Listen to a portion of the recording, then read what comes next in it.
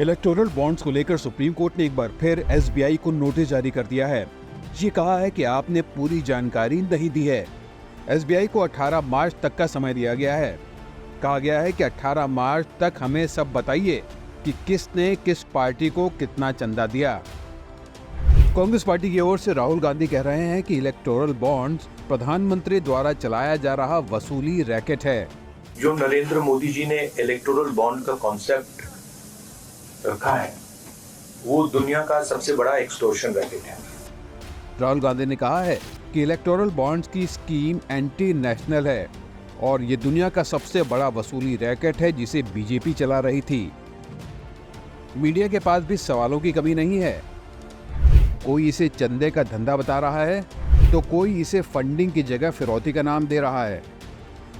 अति उत्साही लोग तो ये भी कह रहे हैं कि कागज तो दिखाने पड़ेंगे। अब पीएम केयर्स फंड और कर्ज माफी जैसी दूसरी चीजों को भी इससे जोड़ा जा रहा है। सवाल बहुत हैं और कहा जा रहा है कि बीजेपी में सन्नाटा पसरा हुआ है। बीजेपी के नेता सुब्रमण्यम स्वामी भी ये कहते हुए सामने आ गए हैं कि बॉन्ड की आड़ में सौदा हुआ है और मोदी को हटाना जरूरी है। तो एक बार इन सब के सवालों पर नजर डालिए। क्या कंपनियां बॉन्ड की आड़ में घूस दे रही थी? ये सवाल जरूर पूछना चाहिए कि आखिर मेगा इंजीनियरिंग इंफ्रास्ट्रक्चर लिमिटेड यानी MEIL ने 966 करोड़ यानी 966 करोड़ की इलेक्टोरल बॉन्ड्स खरीदे हैं। उसने 11 अप्रैल 2023 को 140 करोड़ रुपए के बॉन्ड्स खरीदे और एक महीने के अंदर महाराष्ट्र की एकनाथ शिंदे और बीजेपी सरकार से 14,400 करोड़ रुपए का कॉन्ट्रैक्ट उसे मिल गया। वैसे ये कॉन्ट्रैक्ट वाली बात अभी तक साबित नहीं हुई है, लेकिन सोशल मीडिया पर पुरानी खबरों को निकालकर ऐसा बताया जरूर जा रहा है। लेकिन मान भी लें कि ऐसा हुआ और इसलिए हुआ कि कंपनी के पीछे CBI और ED को लगा दिया गया था, तो भी क्या ये सवाल नहीं पूछा जाना चाहिए कि भाई इसी कंपनी के पास तेलंगाना का एक बड़ा प्रोजेक्ट भी है जिसके बारे में CAG ने कई सारी गंभीर टिप्पणियां की हैं। CAG ने कहा है कि इस प्रोजेक्ट ने सरकार को काफी बड़ा आर्थिक नुकसान पहुंचाया है। इसमें बहुत सारी गड़बड़ियां हैं। पहले इसकी लागत 82,000 करोड़ रुपए की थी, मगर अब ये बढ़कर 1.5 लाख करोड़ तक हो सकती है। तेलंगाना चुनाव में कलेश्वर डैम एक बड़ा राजनीतिक मुद्दा बना भी था। इस कंपनी ने तो 966 करोड़ के इलेक्टोरल बॉन्ड्स खरीदे थे, यानी 966 करोड़ रुपए का चुनावी चंदा दिया, जिसमें 140 करोड़ के बॉन्ड्स खरीदने के बाद उसे महाराष्ट्र का बड़ा कॉन्ट्रैक्ट मिला। लेकिन बाकी 826 करोड़ के बदले कंपनी को क्या मिला? और क्या इस कंपनी का तेलंगाना के 82,000 करोड़ के कलेश्वर सिंचाई प्रोजेक्ट कॉन्ट्रैक्ट से भी कोई संबंध है? तो सवाल ये है कि क्या तेलंगाना में जिस पार्टी की सरकार थी उसको भी चंदा मिला? क्या देश को नहीं जानना चाहिए कि ये कंपनी किस किस पार्टी को चंदा देती है? KCR की BRS को इसने कितना पैसा चंदे के तौर पर दिया है? और उससे भी बढ़कर यह सवाल नहीं है कि क्या अगर ये बॉन्ड सिर्फ बीजेपी की वसूली के लिए लाए गए तो बाकी पार्टियों को कैसे मिले पैसे? अब दूसरा सवाल जो पूछा जा रहा है वो ये है कि इस कंपनी के पास इतना पैसा है कि वो राजनीतिक दलों को 1,000 करोड़ रुपए भेंट कर देगी।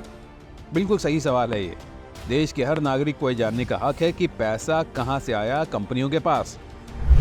इलेक्टोरल बॉन्ड्स की जब से जानकारियां सामने आई हैं, कई कंपनियों के बारे में रिपोर्ट हो रही है कि उनका मुनाफा कुछ था, मगर उससे भी कई गुना ज्यादा पैसे के इलेक्टोरल बॉन्ड्स उन्होंने खरीदे।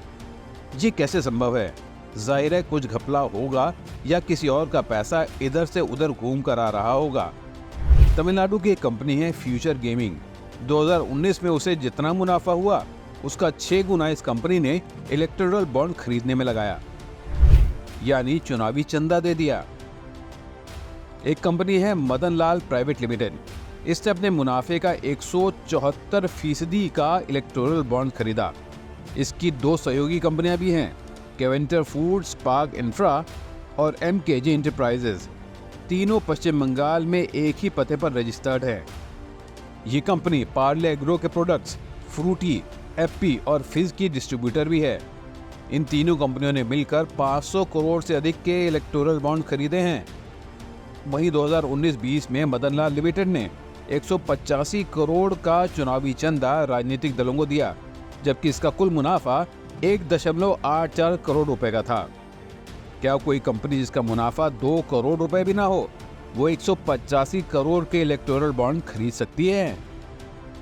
ये सब सवाल सही हैं और इसकी जांच होनी चाहिए और सबको ये जानकारियां मिलनी चाहिए, क्योंकि ये भी सामने आ रहा है कि पश्चिम बंगाल सरकार ने मेट्रो डेयरी से अपना हिस्सा इसी केवेंटर समूह को बेच दिया था और केवेंटर ने उसे खरीदा। अधीर रंजन चौधरी ने इस डील के खिलाफ हाईकोर्ट में जनहित याचिका की, वो खारिज हो गई।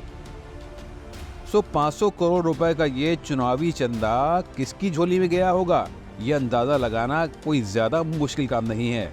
तो ऐसे में क्या ये सवाल नहीं पूछा जाना चाहिए कि भाई बंगाल सरकार के पास तो सीबीआई या ईडी या इनकम टैक्स नहीं है, तो कैसे वहां पर ये सब हो रहा है और कैसे टीएमसी को भी 1400 करोड़ रुपए का चुनावी चंदा मिल गया?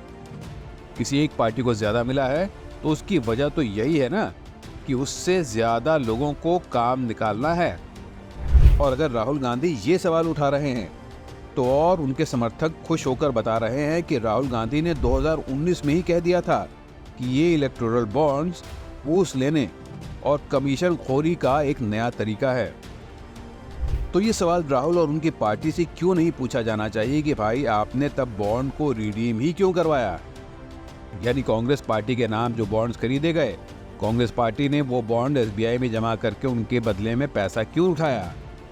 और उससे भी बड़ा सवाल ये कि बॉन्ड्स के बिना भी तो वसूली की जा सकती थी, कभी किसी नेता के घर से तो कभी किसी नेता के करीबी के घर से 50 करोड़ तो कभी 300 करोड़ जो मिलते हैं, जिनको गिनने के लिए नोटों की मशीनें मंगानी पड़ती हैं। वैसा वाला वसूली का तरीका तो भी है इस देश में और ऐसे तरीके अब तक चलते आए हैं और अब भी तमाम राजनीतिक दल ये तरीका अपनाते हैं। तो क्या वो तरीका चलने दें? अभी तो बॉन्ड्स की वजह से सवाल पूछने की वजह मिल गई है, क्योंकि हमें अभी ये पता है कि किसने पैसे दिए और हर पॉलिटिकल पार्टी को कितने पैसे चंदे के तौर पे मिले। अगर नेता के घर से कैश मिलता तो कैसे पता चलता कि पार्टी के लिए है या नेताजी ने खुद अपने लिए लिए?